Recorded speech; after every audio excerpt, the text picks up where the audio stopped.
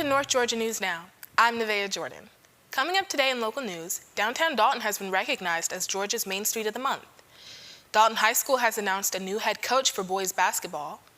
Whitfield County will welcome 2 new principals to the school system. County schools will now allow students to wear pajama pants given that they fall within dress code guidelines.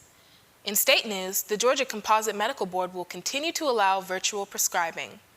A former Atlanta CFO has pleaded guilty in a corruption case. The state capitol will soon be getting a makeover. And later, Shane Franks is here to share WDNN's community calendar. But first, here is your local weather.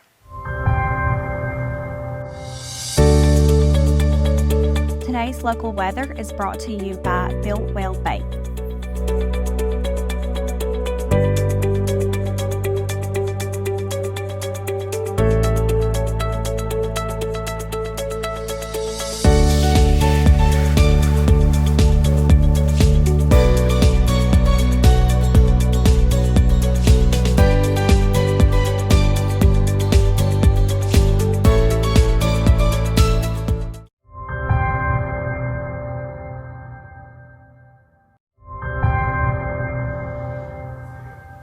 Welcome back to your local news.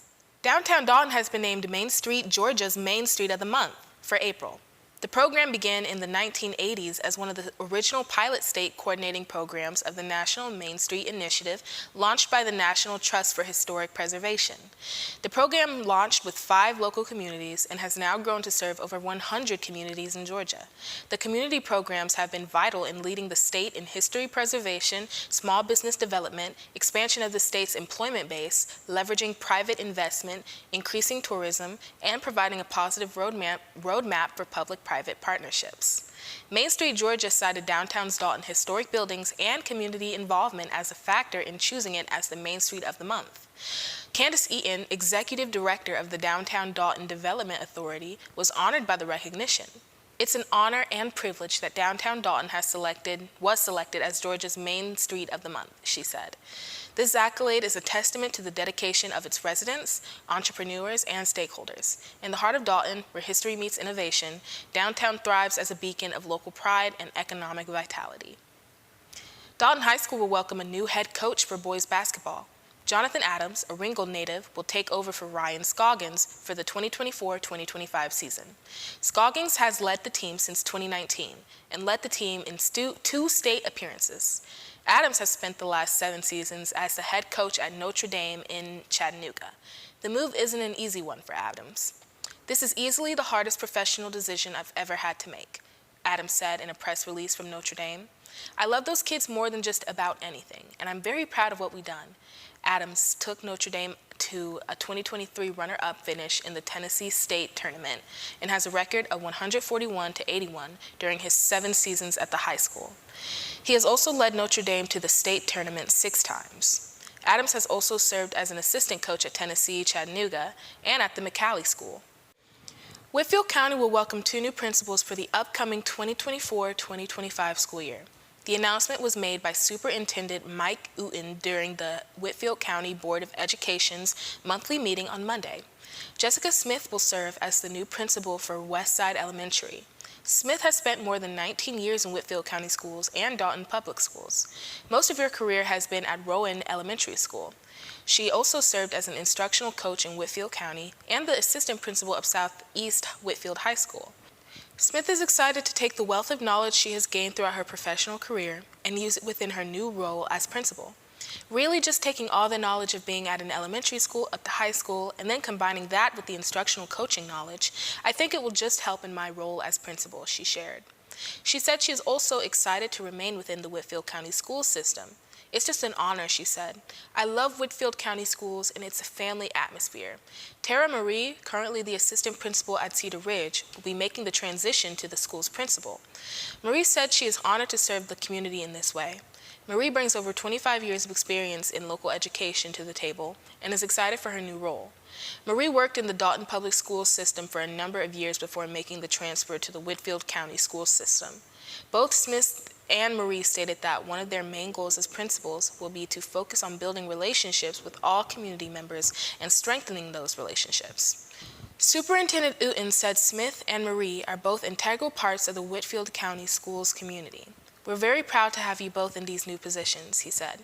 "You do a great job where you are, and we're looking forward to the next chapter, both for the district and your careers. So thank you both." Beginning this fall, Whitfield County students will be allowed to wear pajama pants to school. The Board of Education voted 3-0 to approve the measure. The change to the school system's current dress code will allow students to wear pajama pants year-round as long as they fall within certain guidelines. Pajama pants were previously prohibited system-wide unless approved for special days throughout the year, such as Spirit Week. Per the text of the updated dress code, allows pajama pants to be worn if students want to wear them all year long, just like any other pair of pants. Pajama pants may not be worn if they are worn with rips, holes, and tears above the knee, revealing or immodest, or if there is writing on the rear. Whitfield County Schools Director of Student Services, Chris Parker, said pajama pants will be treated the same as yoga or jogging pants.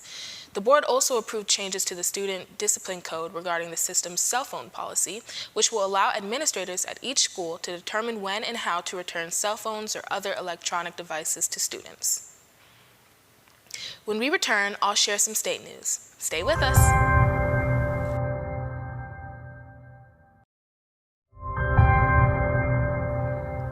Welcome back. Next up, the Georgia Composite Medical Board has reversed its plan to restrict the practice of virtual prescribing. The reversal comes after an outcry from doctors who use telemedicine visits to prescribe controlled drugs such as Ritalin. The board had originally planned to require in-person visits for certain medications. However, Georgia's rules will remain the same as they have throughout the coronavirus pandemic. The board plans to completely rewrite the rules at the end of the year. Virtual prescribing has been huge in the South, as specialists can be rare in rural areas. Telemedicine has allowed patients to see doctors in different counties and in some cases in different states. Some patients take prescriptions that are refilled every month, and their doctors were fearful that they would have to stop seeing these virtual patients for controlled drugs altogether, should the board choose to reimpose its pre-pandemic rules. Board Chairman Dr. William Bostock said the board wants to protect patients and their health while also making sure that healthcare professionals have clear and legal rules to abide by. Out of fairness to all parties involved, we're going to go ahead and rescind our board order that was supposed to take effect May 1st, he said. The telehealth industry is continuing to evolve. Obviously, it has a part in the delivery of healthcare for not only the citizens of Georgia, but for really the entire nation. And I think our responsibility is to safeguard the public and make sure that we follow what is necessary to that end. The board has agreed to give several months for review of the proposed rules and to examine any concerns. Changes to the rules can be expected sometime in January 2025. Former Atlanta CFO has pleaded guilty in a corruption case. Jim Beard, the former chief financial officer for the city of Atlanta, appeared before the court on Monday in a federal case. Beard, age 60, is alleged to have used tens of thousands of dollars in city funds for personal travel and to purchase 2 military-grade handguns. He pleaded guilty to 1 count of federal program theft and 1 count of obstructing IRS laws. If convicted, Beard could face up to 13 years in prison. He will pay a certain amount of restitution that will be determined at his sentencing, which is set for July the 12th. He has also agreed to forfeit the handguns. The theft charge basically says that I took money or property from the city of Atlanta or some other entity somehow related to the city, Beard explained. When asked what he was pleading guilty to, he stated, "The other charge is that I took tax deductions that I was not authorized to take." According to records, Beard falsely claimed more than $33,500 in business losses on his 2014 tax return. The losses were tied to a personal consulting business that Beard had not disclosed to the city. The supposed business losses include $12,000 in travel expenses, some of which had been paid by the city of Atlanta. Beard faces up to 10 years in prison for the theft charge and up to 3 years on the tax charge. He also faces up to $500,000 in fines. Changes are coming to the state capitol. Governor Brian Kemp signed a mid-year budget in February that included $400 million in funding for the city capitol makeover. The project is set to begin this summer and will start with the demolition of the 2 smaller office buildings. Other renovations will include a new building for the legislative offices and meeting rooms across from the Georgia State MARTA station, located on Martin Luther King Jr. Drive. Gerald Pilgrim, the Deputy Executive Director of the Georgia Building Authority, said, "What will go up is an 8-story building that will be attached to the Capitol by a bridge that goes across Martin Luther King Jr. Drive. There will be an improved area for the press and lobbyists and better areas for the public. The Capitol is 135 years old, with most of the building's mechanical systems being built in the 1950s. According to Pilgrim, upgrades to that building will also include additional fire stairways and exits, more bathrooms, and a more public-friendly visitor entrance. The majority of the renovations will take place between April and November while lawmakers are not in session. When we return, Shane Franks will share WDNN's community calendar. But first, here is a look at the obituaries.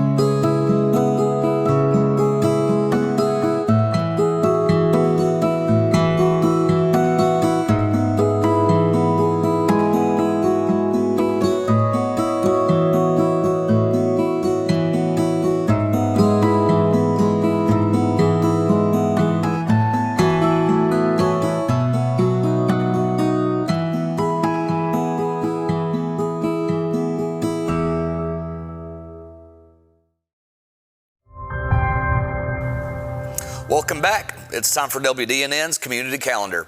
Here are some things that are going on in your area. The Crossroads Car and Bike Show is coming to Ringgold on Saturday, April 27th, located at the Colonnade on 264 Catoosa Circle.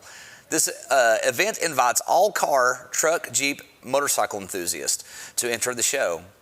The event will begin at 9 a.m. and will run until 3 p.m., and it is free for all spectators. This event will have numerous vehicles, food vendors, raffles, prizes, auctions, and much, much more. For those wishing to register their vehicle into the show or to learn more information, email crossroadsunity@gmail.com today. The GEM Theater, located at 114 North Wall Street, will be hosting the Van Halen tribute band Jump on April 13th at 7:30 p.m. You can expect to be immersed in the David Lee Roth era as the band plays a variety of deep cuts from the early albums. Showcasing the visual aesthetic of Van Halen, Jump takes audiences back to the era of the live shows. Tickets range from $40 to $45 with reserved seating recommended. To purchase tickets or to learn more, visit www.calhoungmtheater.org or call 706-625-3132 today. An all-new variety show called Tunnel Hill Shindig is coming to Ringgold, performing at the Colonnade Theater on 264 Catoosa Circle. The Tunnel Hill Shindig will feature everything from the best of new and classic country music, world-class magic from illusionist Robert Jones, clean family-friendly comedy throughout the show, inspirational and uplifting gospel music, and so much more. This 2-hour performance will run from April 12th to the 14th and is priced between $7 and $20, with children ages 10 and under able to get in free.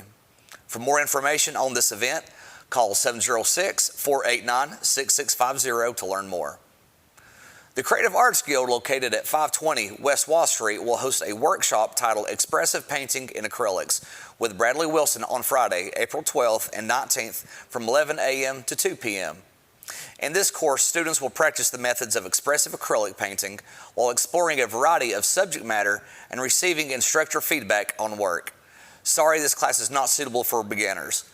Approaching painting as play will be emphasized while also focusing on solid technique and other important skills.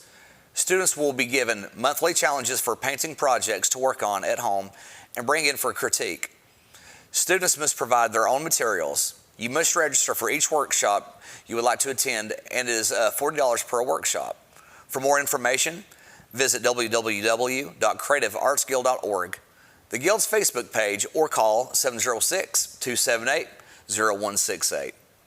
If you'd like to submit information on your event for North Georgia News Now Community Calendar, send an email to info@wdnntv.com. That's it for this edition of North Georgia News Now. Be sure to visit us on Facebook, YouTube, and Instagram. And as always, thank you so much for watching Local. God bless.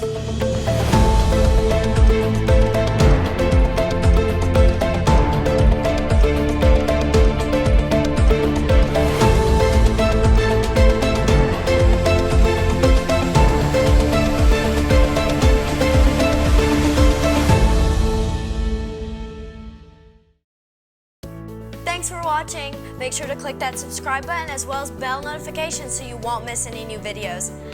Also, follow us on our social medias. Thank you again for tuning in, and until next time, keep watching Local.